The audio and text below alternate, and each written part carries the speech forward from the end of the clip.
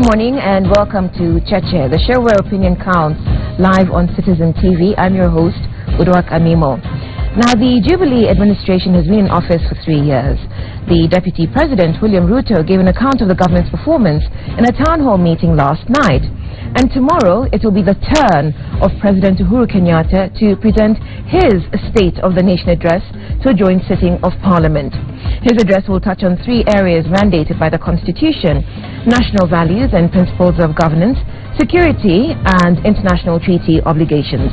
While giving us their reflections on the state of Kenya today are our guests, both of them from civil society. Dr. Mshai Mwangola, Chair of the Uriah Board, and Irungu Houghton, Associate Director for the Kenya Dialogues Project of the Society for International Development. As always, we have a panel, Mutegi Njau and Waweru Mburu, who's sitting in for David Makali. Good morning and welcome to the show. Morning. I'll start with you, Dr. Mwangola. Mshai, I know you because we sit on the same board. What is your understanding? Which board is this? Uriah Board. Uriah Board. Yes, which I just mentioned in her. Okay, so you're a member of the board. Yes, okay. This is what I'm saying, Mutegi. And I'll start with you. What is your understanding of the purpose of the State of the Nation address? Why is it so important that we have it in the Constitution? Good morning, Udwak. I think it's important that we have it in the Constitution because I think it addresses the state of the nation, not the state of the state or the state of the economy, but what does it mean to be a nation as Kenyans, and how far have we got in the last year towards moving towards that. And so I think it's really important because right now there is anxiety about, are we a nation? What does it mean to be a nation? 50 years later, how are we different from 1963 and so on? So I think it is very critical and it's a good thing that we have this periodic annual reflection on that. Irungu, anything? Well, I think so the State of the Nation address is embedded within our Constitution. It flows from Article 137. But more importantly, I think it's a call to arm, I guess, to the nation to basically take action on the things that are really important themselves. So when I listen to the last 2 State of the Nation addresses, and as I lean towards tomorrow's address, I think one of the things that's important is not necessarily the words that come out of the President's mouth. Any decent public relations and marketing person can generate words like rebirth, regeneration, all the powerful words that we love to hear. What's more important really is an opportunity for us and him to demonstrate what has happened in the last State of the Nation addresses and how far the government and the nation has come against the vision that he's given us over the last 2 years. Okay, so we'll come to tracking progress in a minute. Mutegi and Waweru, what do you think is the state of Kenya? Good work. Woodwork is a good question. Let me say, we are not a very cohesive society. We need to do much more than we have done for the last, let's say, like 4 years or so. But as Dr. Mwangola has put it, you know, since 1963, we have been building a country, but we forgot to build a nation. And I think time has come for us and Kenyans to be sensitized on the need to build a nation as opposed to building a country. We can have skyscrapers all over. We can have very good roads, but that can come down within a day. When you build a nation, you heard what you read what Dr. D wrote the other day. Though it was hard for us to take it, but look at this person who is disturbed about the state of the nation, the values that we hold dear, the country, the nation that we call Kenya. It can only come from a very disturbed soul. You read Francis Ibuga's book, Betraying the City, where we had this character called Jasper Wello, who was saying, when the madness of an entire nation disturbs a solitary mind, it is not just enough to say that person is mad. I think what we are addressing here, the state of the nation, is how our country is cohesive, how we are approaching our problems, the values that we hold dear, as opposed to when people are busy eating, when these people are telling us we are making... There's a lot in there, and we'll come to that. Mutegi, what's the state of your Kenya? You know, these 2 people They came with white shirts and red shirt ties, and there was a lot of promise. You're talking about the president and his the president as deputy. When they showed up at outside State House walking and appointing cabinet ministers, there was a lot of hope. Just like back when he came and said zero tolerance to corruption, and of course you saw what happened. The same message, the same thing. You come with words, like he said, a lot of words, a lot of hope, but there is nothing tangible to see. That's the disappointment that Kenyans are facing today. Okay. Guests, these are two disappointed journalists. Do you share their disappointment, Irungu? No, I find disappointment actually doesn't leave me with a sense of aliveness and a sense of purpose. So I choose not to be disappointed. But I think as analysts, there is a lot out there contextually that I guess that leaves us with foreboding as we lean into the elections of 2017. We are clear that there are, we have institutional dysfunctionalities. We have a IEBC that neither of the two big political parties wish to work with. We have a judiciary where it is unclear about whether they will be able to arbitrate if there is an outcome in elections that is disputed. So I think there are many things to be worried about. Waweri spoke a minute ago about the article that was written by Dr. D, and of course that generated a hashtag #ArrestND, which we all as Kenyans and the point was that he was making a case for Kenya to break up. Yes, but I think the thing that I picked from David D's article, which I think is probably the most important thing, really was the sense of he is very disturbed that the political class have not yet found a formula to keep this country together on the basis of reciprocity, on the basis of interdependence, and a feeling of mutual respect for the other. So we continue to create labels for each other. We continue to subject people to stereotypes, and I think anybody who has studied genocide, and I don't wish to create more alarm than David D did, but anybody who has studied those phenomena will know that that is the starting point to a very bad road, and a road that we should not take. Shai? Listening to everybody, I'm reminded by Paulo Freire's book, Pedagogy of Hope. Because what he talks about there is that hope is important, and I would agree with Irungu that it's important to keep hope alive. But he also makes the point that if you're not making progress to your vision, people do give in to disillusionment. So that hope is not something that you just have. It's not something that exists as in your imagination. And I think the point that, and I would hope the president will address this tomorrow. So hang on, and before we get to the president, is your Kenya then, the state of your Kenya, one of hope or one of disillusionment? I want it to be one of hope.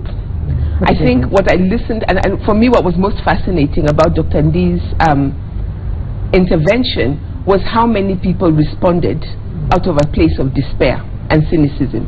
And so for me, I went back to the president's 2014 State of Address, where he began by saying that we can work and avoid corruption and despair. So I asked myself, what's gone wrong in 2 years?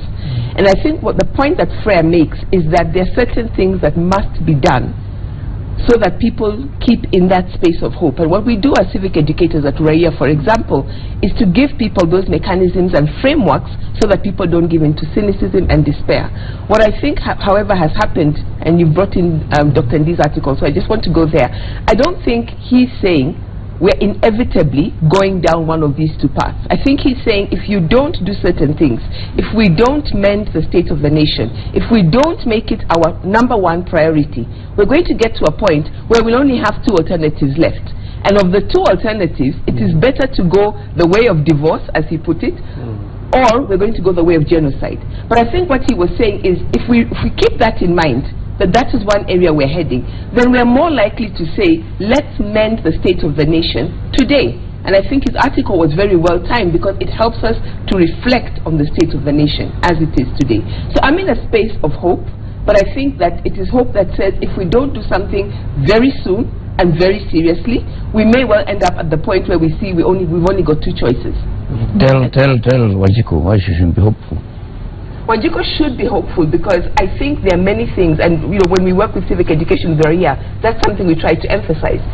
I think there's a point where Wanjiku has to remember that Article 3 of the Constitution says that every one of us, part of my job as a Kenyan is I have signed on to a covenant that says I must defend, protect and respect the Constitution. And I think if Wanjiku takes that seriously, to say the state of the nation is not the president's business, it's not the business of the executive or the government, it's every single one of us. And what that means is that we all look for little things and big things that we can do, whether it is protecting the playground of a school, whether it is holding our member of parliament or our ward. You know, I live in Kileleshwa. I hear that my MCA has beaten up somebody. Where are my fellow Kileleshwa people, so that we can say, if that is true, if it is true, that's our MCA, we should be the first people demanding that something is done about it. We shouldn't wait for another politician or somebody else to be doing it. And I think that's the point where Wanjiku says, it's not the government doing this for us. It is us demanding that the government must be held accountable, and everybody else, every other public servant must be held accountable for what they're doing, as well as our fellow citizens. I think the hope we are talking about would work, and I like what Dr. Mwangola has just said. Wanjiku Mutegi should have hope, because the destiny of this country and this nation is in her hands, and should encourage our people. That's not about leadership. It's not about President Uhuru Kenyatta. You know, President Uhuru Kenyatta and the deputy are also Kenyans. I mean, they are also playing their roles as individuals and also taking responsibility because of the positions that they hold. But all of us, me and you, we have a responsibility, an obligation to protect that which is our right to ours. And that's why Wanjiku should be hopeful that I have an opportunity to say I don't want Irongo, I don't want Waweru, and I can use my vote. At least that we have done. Give it to the president and the deputy president, at least by coming together in the last general elections. And they will continue together in 2017 if they win and move together. By coming together, at least they have diffused the tensions that we had before. And that by itself is a huge achievement. Leaders as individuals or as a team or a group can give people hope that we are sure we are not going to fight. And I think that's one of the achievements that I would say they have done. The other one is political mobilization. When you mobilize numbers and you say this is what we stand for, and you have the people behind you, then that gives me hope that I can't see doom ahead of me. Now that you have talked about elections, you remember almost half the number of people who voted against or who did not vote for the president and the deputy. And there was a Supreme Court matter which was determined in a way that is questionable according to sections of this country. Has the president and his deputy trying to unite Kenyans to make one nation, so that those people who did not vote for him feel satisfied, inclusiveness? Has he done that? And that's what the issue is. I mean, I think for me, so if you look at the 2014 speech, the 2015 speech, both of them spoke about negative ethnicity. Yeah. And 2016, I would be very surprised if the issue of national cohesion is not another part of the presidential State of the Nation address. We, as a nation, despite, I think, progress in terms of devolution, are still in search of our soul, our national soul. What does it mean to be Kenyan? And those values are not really flowing from anywhere else than the choices we made in 2010 to adopt a constitution that stated those values. Chapter 6, for me, is probably the most powerful one at this historic moment in time, because it reflects really a search for a leadership style that is a style of service, a style of humility, a style of, I guess, what you'd call... But also of character. Of character, yeah, that's the word I'm searching for. Thank you. That's what the Constitution says. The Constitution is very right. So I think is that what we are practicing?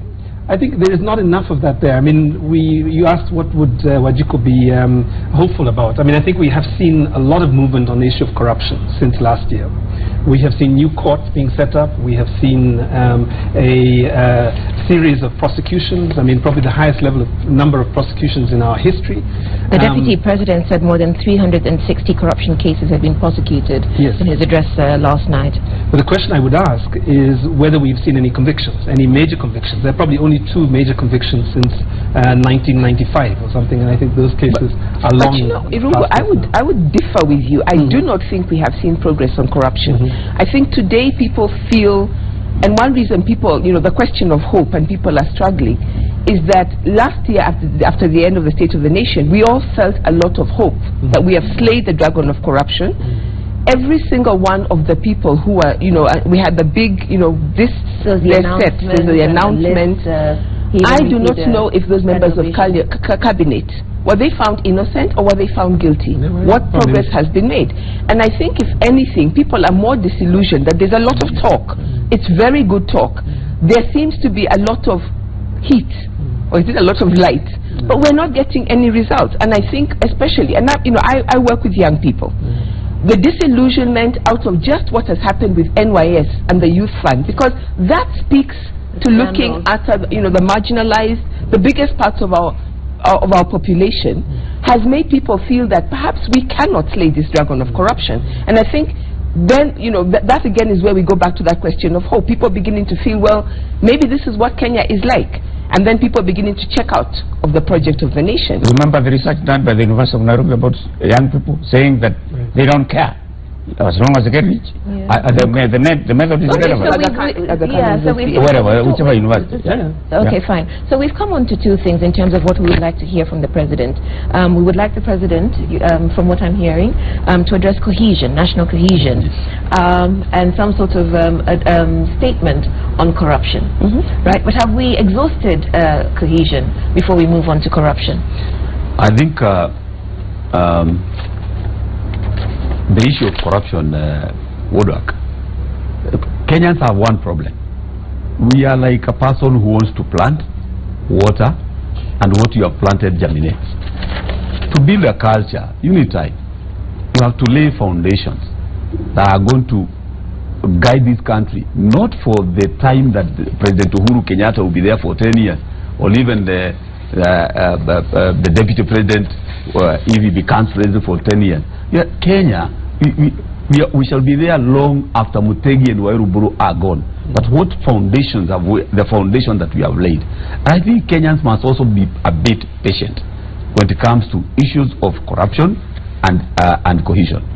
There is hope in this country because, one, for D to have written, Dr. D to have written what he wrote, it tells you that SATA is okay. Freedom. I'm sure he could not have done that in Uganda. I'm sure he could not have done that in some countries. That's why Kenya is different. That we have this kind of freedom. When I was reading that article, I was saying, this is beautiful for my country. At least I can express myself. There are those who are bitter and saying, arrest him and all that. They also got the freedom. But D has expressed himself, and the president, and the deputy president, and the government has not harassed him. That is hope for Njiko. And it tells you that we can also talk about issues to do with cohesion, issues to do with corruption freely. Isn't that a foundation that we are laying? But that's the hope that... let me ask you, is it wrong for Kenyans to be impatient?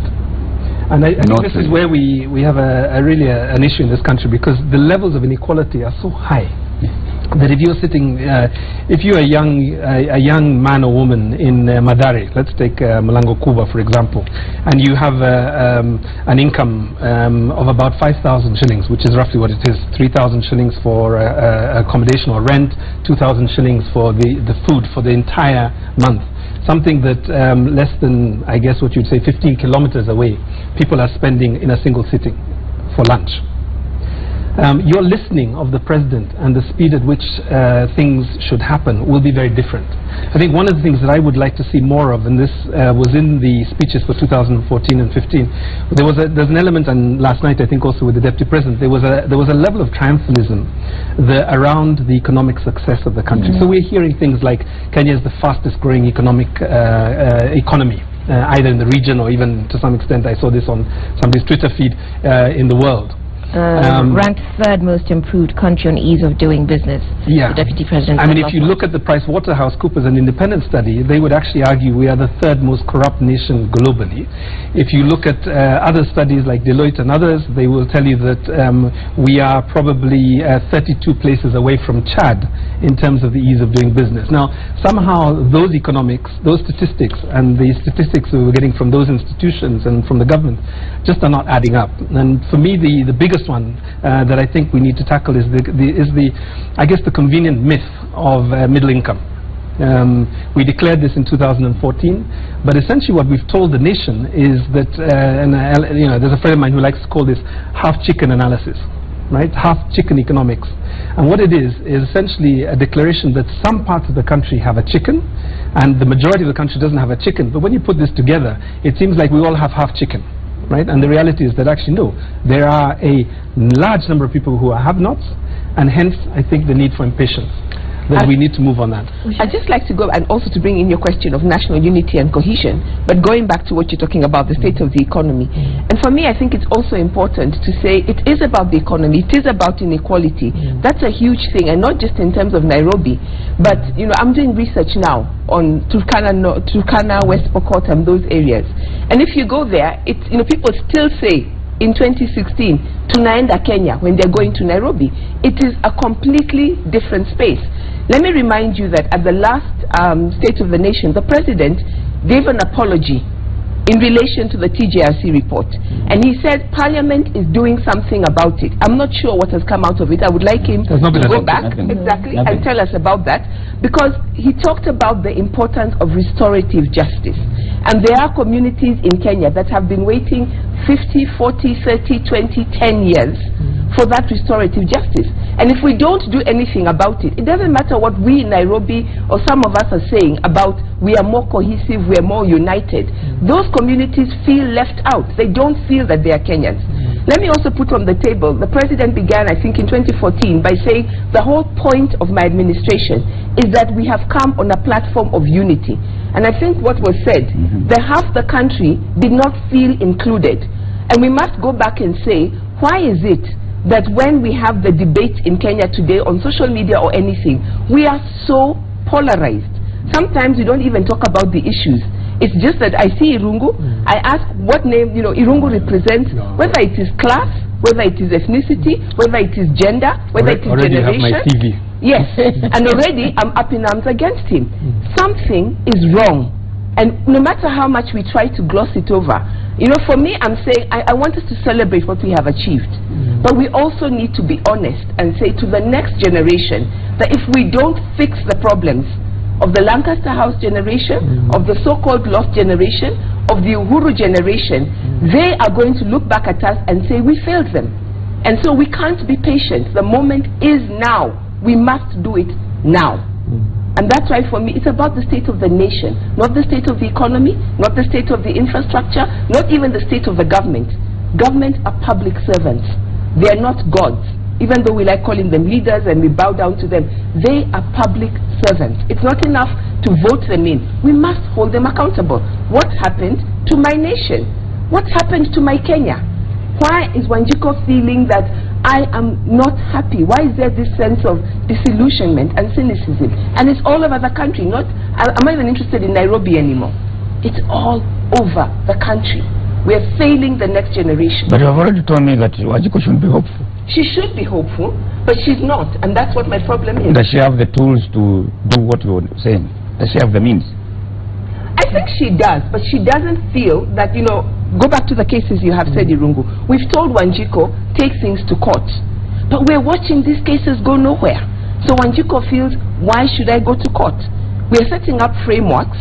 We say let's hold our leaders to accountability, but when Wanjiko tries to hold them to accountability, we shut down the systems. And so she's beginning to feel, why do I bother? Okay. In fact, one of the examples, the registration of voter. The Electoral Commission wanted to register 4 million people. Of apathy. And apathy people, a lot of young people are saying, why do I need to register? I've got an ID. But what for? But you see, Mutegi, we must also address the core. When you go and talk to Kenyans... let's address the core when we come back from the break, because I think that needs to ventilate properly. This is Cheche. We're live on Citizen TV. We're looking ahead to President Kenyatta's State of the Nation address. So what do you think is the state of Kenya? Our SMS number is 22422, or you can tweet us using the hashtag Cheche.